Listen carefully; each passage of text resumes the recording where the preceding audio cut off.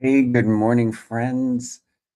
We are live on YouTube and Facebook. Here it comes. Let's get Instagram going.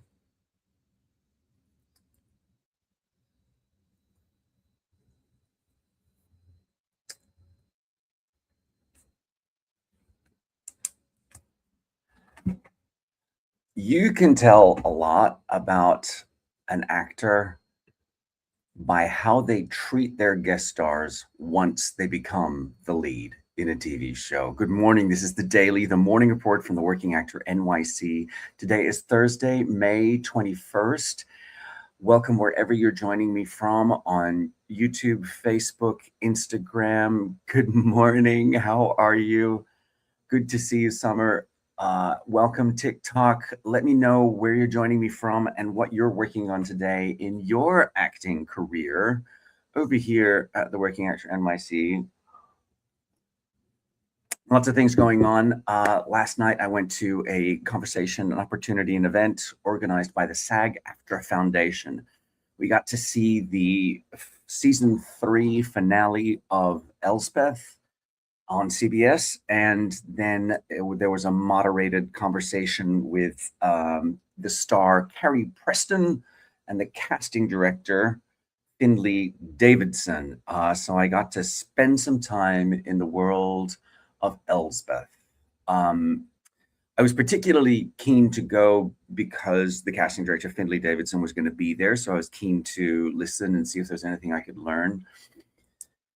Because here it comes. I've been on Elspeth. I was a guest star in season 2, episode 13, Tearjerker. Jordana Brewster was the main guest star, and I had a much smaller guest star on that episode, but I never got to meet the casting director, Findlay Davidson. They are good at these events at SAG-AFTRA Foundation, ensuring that when it's a larger group, that they don't get to meet. Hey, good morning. That they don't, that the rabble like me don't get to corner the guests. But it was good to listen to them speak and to try to learn something. To be honest, I didn't really learn a lot. But there were some interesting things that I think are worth sort of noting. One juicy little piece of gossip was that the hi, good morning. This is the Daily, the morning report from the Working Actor NYC. One little juicy piece of gossip was that the stars are calling Findlay Davidson's office to find out if they can be on the show. Some names thrown around: Steve Buscemi, Stephen Colbert, Bette Midler. They were really trying hard to get Bette Midler on the show, but the scheduling didn't work out. And I guess it's just not something that I've thought about. You can't imagine that Steve Buscemi is sitting around twiddling his thumbs, thinking, "Huh, I want to be on that show. Maybe I should just ask." Listen, I am all for asking. You don't ask, you don't get. So I admire that. The other thing that they sort of did talk about was that that they use, because they shoot in New York City, they use a lot of theater actors, and often musical theater actors, which is great to know. And it's not necessarily a strategy that they use, but they're not afraid to use musical theater actors, because the show is a procedural, but it's not an action-heavy procedural. It's a comedy as well. It's a procedural, but it's also a comedy. So they often find that musical theater actors are used to working with comedy and find it easier to get the rhythm. Hello, Red Miller.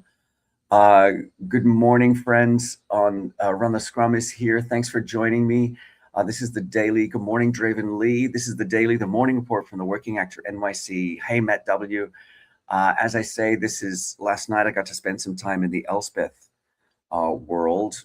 And one thing that they did come back to was that Carrie Preston really makes a point of making sure that, hey, Dravenly, Carrie Preston makes a point of making sure that guest stars to the show feel welcome and feel embraced so that they can do their best work on the show and can eliminate some of the nerves that go along with being a guest on somebody else's set. She said that that experience for her came from having been, she said, prior to Elspeth, I was a guest on other people's shows. I wasn't the series regular. I was, showing up on other people's sets and to do my work. And once she became the lead, the series regular in her own show, she said it was important to her to make sure that guests to the set felt welcome and felt embraced so that they could do their best work. She talked about Tracy Ullman being somebody who's unique to Elspeth because she's been on in different seasons. She has played two uniquely different characters. Of course, it's Tracy Ullman, so it's well disguised, and she loves the wigs and the teeth and all of the things. But she's able to play on set because she feels comfortable, because she's prepared. It's that kind of integrity as an actor that I think so many of us admire. She says, Carrie said that she doesn't necessarily feel the same sort of freedom. She feels an obligation because she knows that the pace of the show is dependent upon her. Hey, good morning, friends over on TikTok. Thank you for joining me, Mari868. Oh, Laura's back. Hey, Funny Mom. Funny Mom is here. All I can say is that Carrie certainly made me feel incredibly welcome and embraced. She took time to chat with me between when we were doing different setups. When I was did a small guest star in season 2, episode 13, Tearjerker, the episode with hey Larry, hey, how are you feeling, Larry? I want to know if you're doing okay. Hope you're all recovered. But yeah, I got to do a guest star on Elspeth, and between setups, she was incredibly generous to me and chatted to me and wanted to know who I was and where I'd come from and what my experience was like. And all I can tell you that absolutely reflected my experience on the show. And I think it just says a lot about a person.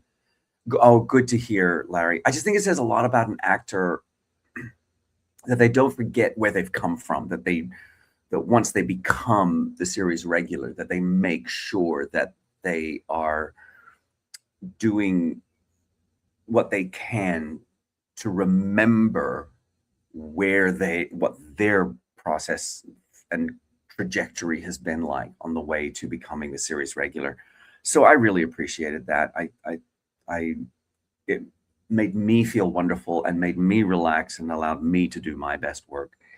And I did have some bizarrely tricky things to do. As I was doing the conversation with Carrie Preston and with Cara Patterson, who was at that time the other series regular. But I had this sort of quite long 2-page scene with the two of them, during which I was stacking these wine bottles on the shelves of a bar.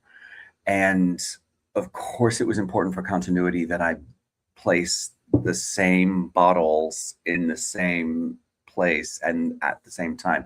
It was choreography, and they were all so impressed that I managed to do it the same each time. Which made me laugh because I was just like, this is the simplest choreography I've ever had. Choreography plus acting, I got this.